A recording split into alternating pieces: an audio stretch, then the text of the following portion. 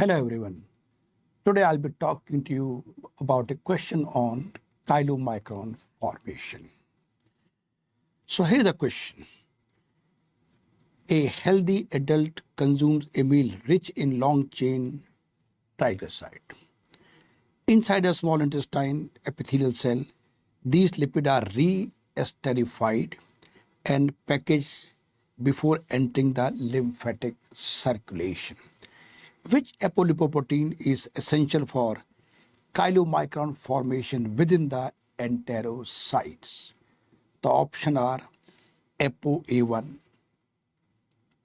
ApoB48, ApoC2, and ApoE.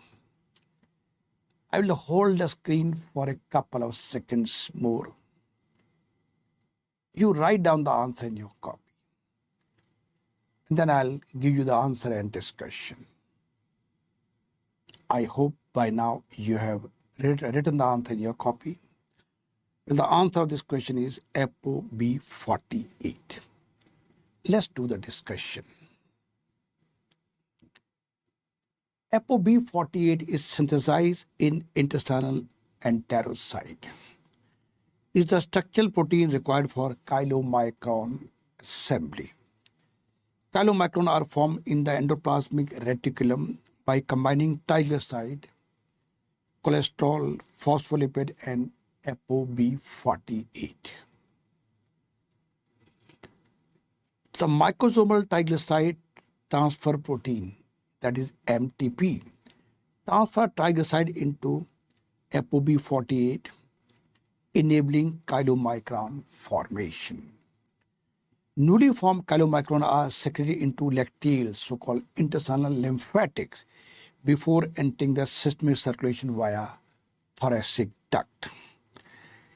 In the bloodstream, chylomicron are require ApoC2 and ApoE from HDL for metabolism and hepatic uptake. MTP deficiency, that is A-beta lipoproteinemia, prevent ApoB containing lipoprotein assembly, leading to absent chylomicron and fat malabsorption. Last minute revision point, ApoB48 plus MTP is chylomicron formation in enterocyte. ApoC2 activates lipoprotein lipase, while ApoE mediates remnant uptake by the liver. We upload a question of the day daily in our YouTube. And if you have any query, you can send your query to this number. I'll be very happy to reply to your queries.